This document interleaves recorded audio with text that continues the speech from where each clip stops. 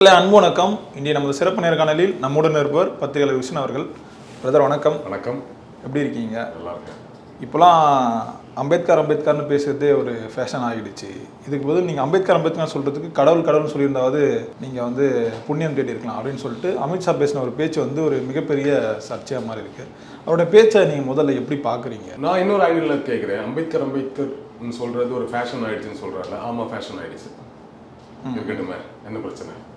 ஃபேஷனுங்கிறது என்ன? ஒவ்வொரு காலகட்டத்திலையும் ஒரு விஷயத்தை பற்றி கொள்வது தான். கரெக்டாக? அது ஃபேஷன்னா புதுசாக தான் ஒரு விஷயம் வரணும்னு இல்லை. ஏற்கனவே இருந்த விஷயம் கூட புதுசாக ட்ரெண்ட் ஆகும். இன்னைக்கு அதான் ஃபேஷனாக இருக்கும். ஆனால் பார்த்தா இதே விஷயத்த ரொம்ப வருஷத்துக்கு முன்னாடி ஃபாலோ பண்ணியிருப்பாங்க. அது ட்ரெஸ்ஸாக இருக்கலாம், ஷூவாக இருக்கலாம், என்ன வேணா இருக்கும். ஃபேஷனுங்கிறது அப்படி தானே. எந்த ட்ரெண்டாக இருந்தாலும் பழைய விஷயம் தான் ரிப்பீட் வரும். புதுசாலாம் கிரியேட் ஆகாது. அப்போ ஒவ்வொரு காலகட்டத்திலையும் ஒரு ஃபேஷன் இருக்கும். ஓகே, அப்போ இந்த காலகட்டத்தில் அம்பேத்கரையும் பெரியாரையும் ஏன் தூக்கி பிடிக்கிறோம் அப்படின்னா, பிஜேபி ஆட்சிக்கு வந்ததுக்கு பிறகு இந்த 10 வருடம் காலகட்டத்தில் அம்பேத்கரையும் பெரியாரையும் தூக்கி பிடிக்கிறது ஒரு ஃபேஷனாக ஆயிடுச்சு அப்படிங்கிற ஒரு குற்றச்சாட்டை தொடர்ந்து அவங்க சொல்லிட்டு இருக்காங்க. அது குற்றச்சாட்டு இல்லை, அது ஃபேஷனுங்கிறது தவறான விஷயமும் கிடையாது. ஃபேஷனுங்கிறது என்னது? ஒரு விஷயத்தை ஃபாலோ பண்ணுறது. ஃபாலோ பண்ண வேண்டிய காலம் வரும்பொழுது, தேவை வரும்போது ஃபாலோ பண்ணுவாங்க. ஸோ இது ஃபேஷனாகவே இருக்கட்டுமே, ஃபாலோ பண்ணிட்டு போகிறோம், பேரை சொல்லிட்டு போகிறோம் அப்படிங்கிறது தான் என்னுடைய கருத்து. ஸோ அம்பேத்கர் பேரை சொல்கிறது ஃபேஷன் ஆயிடுச்சு அப்படின்னா, ஃபேஷன் அப்படிங்கிறத தாண்டி எந்த சூழல்ல அம்பேத்கர் பேரை சொல்றாங்க? நாடாளுமன்றத்துல எதுக்கு சொல்றாங்க?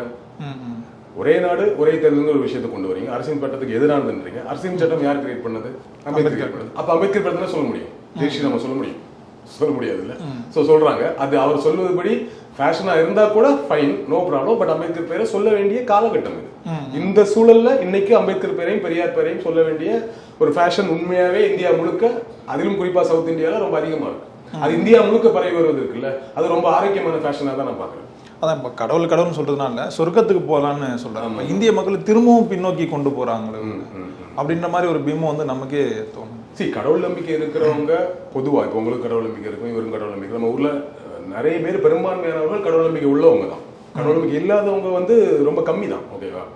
ஆனா கடவுள் பேருக்கு இதே நேரத்தில் கடவுள் பேர் சொல்லியிருந்தா கூட சொர்க்கத்துக்கு போயிருக்கலாம் அப்படின்னு சொல்லும்போது, நல்லது செஞ்சா நீ சொர்க்கத்துல ஒரு இடம் கிடைக்கும் அப்படிங்கிற இங்க ஒண்ணு இருக்குல்ல, ஒரு பிரச்சாரம் இருக்குல்ல, கடவுள் நம்பிக்கை இருக்கிறவங்க சொல்றாங்கல்ல.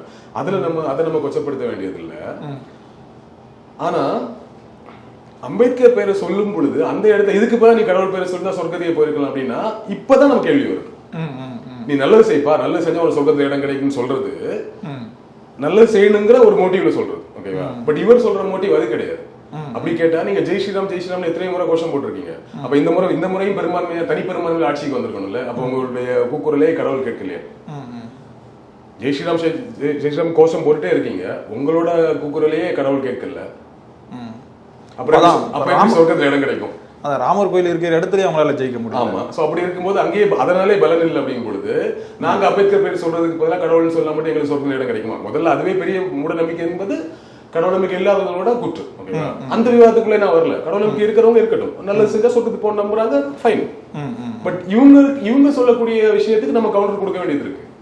அப்படி பார்க்கும்போது நீங்க ஜெய்ஸ்ரீராம் கோஷம் போட்டீங்களே, எங்க பார்த்தாலும் கடவுள் மதம் தானே பேசிட்டு இருந்தீங்க. அப்ப என்ன அடுத்தடுத்த கட்டமா இன்னும் உங்களுடைய வெற்றி 400 தொகுதியில வெற்றி பெறுவோம்னு சொன்னீங்கல்ல, அப்ப பெரும்பான்மையான வெற்றி தானே உங்களுக்கு அடைஞ்சிருக்கணும். அந்த கடவுள் உங்களுக்கு துணை நின்று இல்லையா? அப்ப நீங்கள் இதுவரை போட்ட ஜெய்ஸ்ரீராம் கோஷத்துக்கே பலன் இல்லை. அப்ப மட்டும் நாங்க மட்டும் இப்ப அம்பேத்கர் பேர் சொல்றதுக்கு போல கடவுள் பேர் சொன்னா எங்களுக்கு எப்படி சொல்றது இடம் கிடைக்கும்? வாய்ப்பு இல்லைல்ல. நீங்க தான் எக்ஸாம்பிளுக்கு நீங்களே இருக்கீங்க.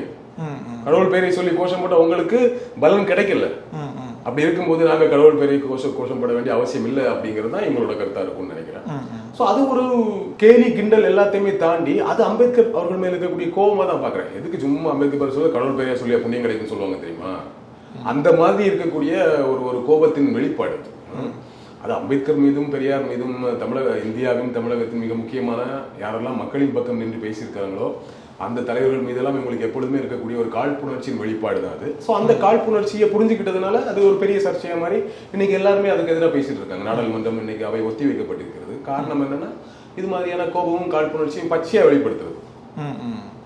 இப்போ அமித்ஷா பேசின பேச்சுக்கு தமிழக வெற்றி கழகத்தின் தலைவர் விஜய் ஒரு அறிக்கை கொடுத்துருக்காரு, ஒரு கண்டன அறிக்கையா கொடுத்துருக்காரு. அதை எப்படி பாக்குறீங்க? அவர் என்ன சொல்லியிருக்காருன்னா, அம்பேத்கர்னு சொல்றது சில பேருக்கு இங்க அலர்ஜியா இருக்கலாம், ஆனா இந்திய மக்கள் எல்லாருமே உள்ளத்துல உயர்ந்த இடத்துல வச்சுட்டு இருக்காங்க.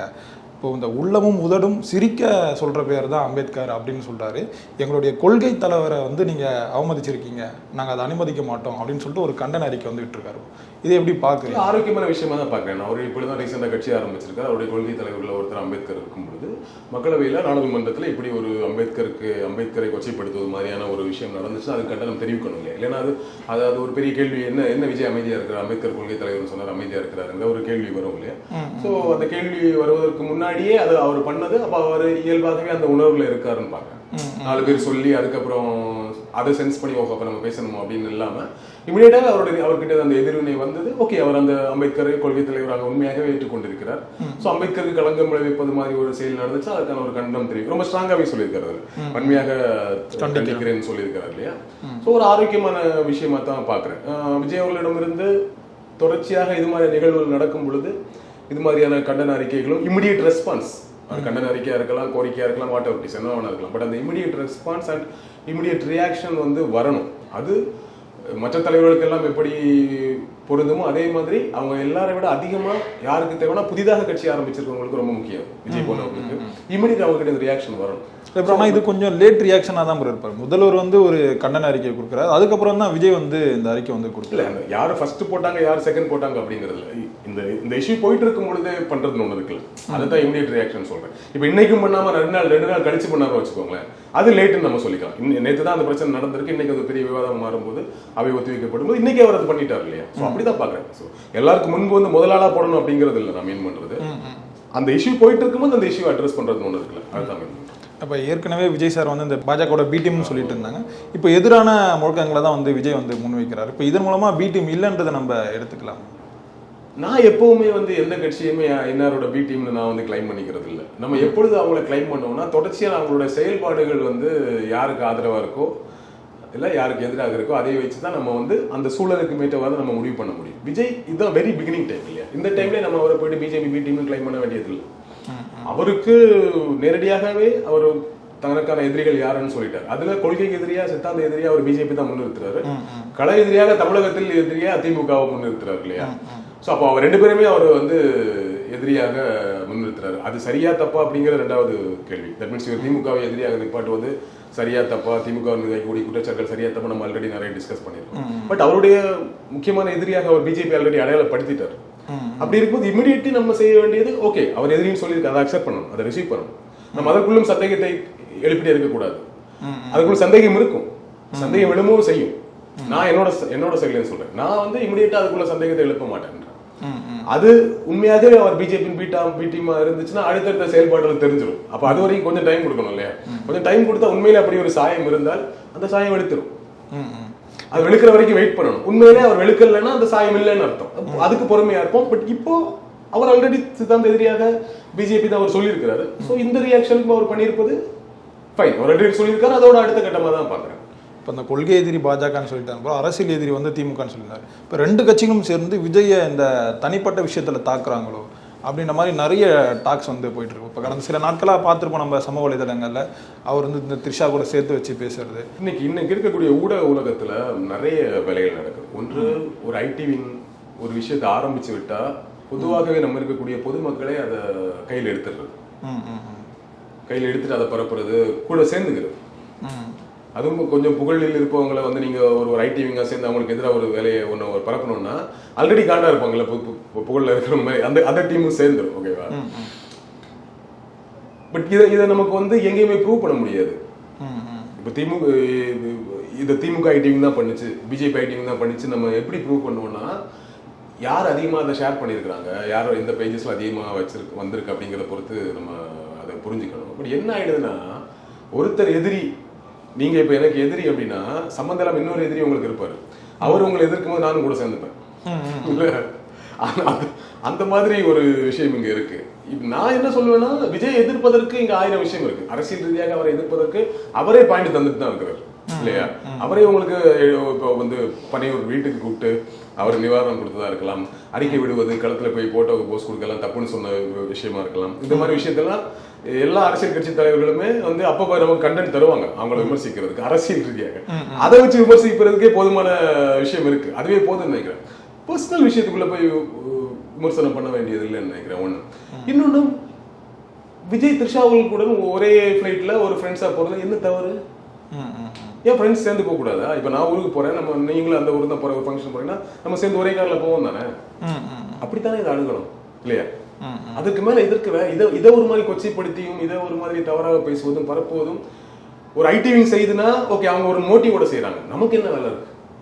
நம்ம ஏன் அதுக்கு ஒரு துணையாகிறோம்? நம்ம ஏன் கூட அதை ஆடட் அட்வான்டேஜ் மாதிரி நம்மளும் கூட போய் சேர்ந்து அதை பரப்புறோம் அப்படிங்கறதான் என்னுடைய கேள்வி. நீங்க எப்பொழுதுமே ஒரு விஷயத்த ஒரு ஐடிவிங் செய்யும் பொதுமக்கள் அதில் இணையும் போது அது ஒரு பெரிய விஷயமா மாறும். அப்போ அரசியல் ரீதியான விஷயத்த ஒரு ஐடிவிங் செஞ்சா கூட அதுல நியாயம் இருந்தா நம்ம கூட சேர்ந்துக்கலாம். இப்ப அரசியல் தான் ரொம்ப தப்பான தமிழகத்துக்கு எதிரான ஒரு கருத்தை வந்து விஜய் சொல்லிட்டாருன்னா திமுக ஐடிவிங் அதை எதிர்க்குதுன்னா நம்மளும் கூட சேர்ந்துக்கலாம். ஏன்னா அவர் சொன்னது தவறு. இப்போ அரசியல் ரீதி அவரோட பர்சனல் விஷயத்த ஒண்ணு வந்து ஒரு ஐடிவிங் பண்ணுதுன்னா நம்ம கூட சேர்ந்துக்க கூடாது. ஏன்னா நமக்கு பர்சனல் நமக்கு அந்த புரிதல் வேணும்னு நினைக்கிறேன். எனக்கு அதுல உடன்பாடு இல்லை. இப்போ அஜித்லாம் அந்த அறிக்கையை வந்து கொடுத்துறாரு, என்னை வந்து யாருமே தலைன்னு கூப்பிடாதீங்க, அப்படி இந்த கடவுளை அஜித்னு சொல்லாதீங்க. அவர் அந்த விமர்சனங்களுக்குலாம் முற்றுப்புள்ளி வைக்கிறார். அந்த மாதிரி விமர்சனங்களுக்கு ஏன் விஜய் வந்து அந்த முற்றுப்புள்ளியை வந்து வைக்க மாட்டாரு? இப்போ இந்த மாதிரி சம்மந்தப்படுத்தி பேசினா இதை வன்மையா கண்டிக்கிறோம், அது என்ன பிரச்சனையோ அதை லீகலா மூவ் பண்ணும் அப்படின்ற மாதிரி சொன்னா யாரும் அதை பேசாம அமைதியா இல்ல. இது எல்லாத்துக்கும் போய் விளக்கம் சொல்லணுங்கிறது அவசியம் இல்லை. ஒன்னும் அவங்களோட டிசிஷன் தான். இப்போ கடவுளே அஜித்தேன்னு கத்துறது ஒரு பெரிய நியூசன்ஸா மாறுது. நியூசன்ஸா மாறுது. அவர் வேணான்றார். அவருக்கு தன்னை பட்ட பேர் வச்சு பிடிக்கல, அதனால என்ன தலைன்னு சொல்லாதீங்க, அஜித் மட்டும் சொல்லுங்க அப்படின்னு சொல்றாரு. ஓகேவா? அதுவும் இதுவும் வேறு. இப்ப அஜித் அவர்கள் அவரோட நடித்த ஒரு நடிகையோட எங்கேயாவது போயிட்டு இருக்கும், அப்ப இது மாதிரி ஒண்ணு பரவச்சுன்னா அப்ப அவர் வந்து சொல்ல முடியாது, இதெல்லாம் பண்ணாதீங்கன்னு எப்படி சொல்ல முடியும்? அவரோட ரசிகர்களுக்கு அவர் ஒரு கோரிக்கை சொல்றேன். அவருடைய ரசிகர்கள் தான் அதை பண்றது. கடவுளை அஜித்தா இருக்கட்டும், தலைன்னு சொல்றதாகட்டும், அவங்களுக்கு அவர் சொல்ல முடியும். பப்ளிக்கா உட்காந்து ஒரு நியூசன்ஸை பரப்புறவங்க கிட்ட போய் இதை போய் பண்ணாதீங்க, இதுக்கு நான் கண்டனம் தெரிவிக்கிறேன், இதுக்கு நான் வந்து ஆக்ஷன் எடுப்பேன்னு சொல்ல முடியாது. ஒரு பெரிய ஸ்டார்ஸ் அதை பண்ண முடியாது இல்லையா? ஒண்ணு. இன்னொன்னு, இந்த பர்சனலா இவங்க அட்டாக் பண்ணக்கூடிய விஷயத்துக்கெல்லாம் கருத்து சொல்ல வேண்டிய அவசியம் யாருக்கும் கிடையாது.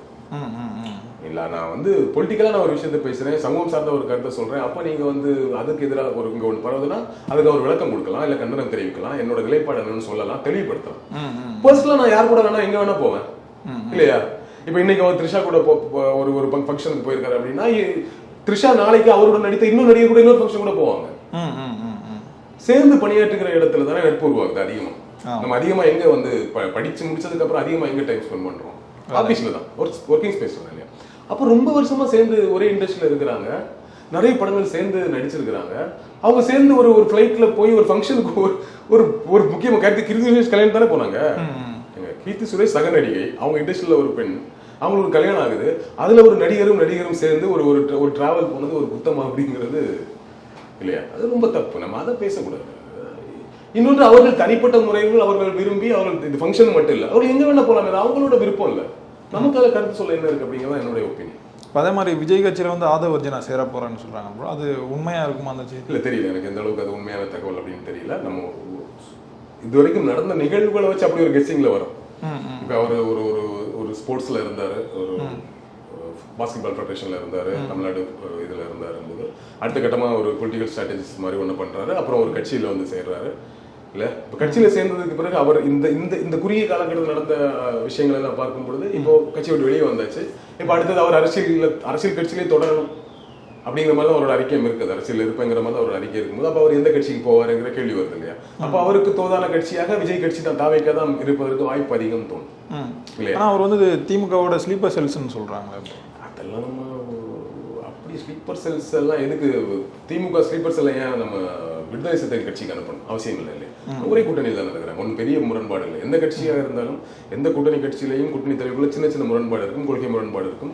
ஒரு இஷ்யூன்னு ஒன்று வரும்போது அதில் அவங்க எடுக்கக்கூடிய ஸ்டாண்ட் ஒன்றாகும், இவங்க எடுக்கக்கூடிய ஸ்டாண்ட் ஒன்றாகவும் இருக்கும். அதை நீங்கள் தவிர்க்கவே முடியாது. 100% பொருந்து 2 கட்சிகள் ஒரு கூட்டணியில் டிராவல் பண்ண முடியாது. சின்ன இஷ்யூஸ் இருக்கும், அது விசிகாவுக்கும் திமுகவுக்கும் இடையிலும் இருக்கும். ஓகேவா? இல்லை அப்படின்னு நம்ம மறக்க முடியாது. பட் விசிகாவுக்கு ஒரு ஸ்லீப்பர் செல் அனுப்ப வேண்டிய அவசியம் கிடையாது இல்லையா? புதுசாக ஒரு கட்சி ஒன்று வருது, வந்து கூட்டணியில வந்து சேருது, அல்லது இவ்வளவு நாளைக்கு நமக்கு எதிர்நிலையில இருந்து நமக்கு கொள்கை ரீதியாக நமக்கு முற்றிலும் எதிராக இருந்த ஒரு கட்சி புதுசா நம்ம கூட்டணியில வந்திருக்காங்க அப்படின்னா அங்க ஒரு ஸ்லீப்பர் செல் அனுப்பலாம், இல்ல கூட்டணியில வரலாம்னா கூட ஒரு ஸ்லீப்பர் செல் அனுப்பலாம். இப்ப அண்ணாமலை ஸ்லீப்பர் செல்னு சொல்றாங்க, திமுக ஸ்லீப்பர் செல், அதுல கூட ஒரு லாஜிக் இருக்கு இல்லையா? இதுல லாஜிக் இல்லை அப்படிங்கிறத என்னுடைய கருத்து. ரொம்ப நன்றிகள் ப்ரோ, எங்களோட இவ்வளவு நேரம் பகிர்ந்தமைக்கு. தேங்க்யூ.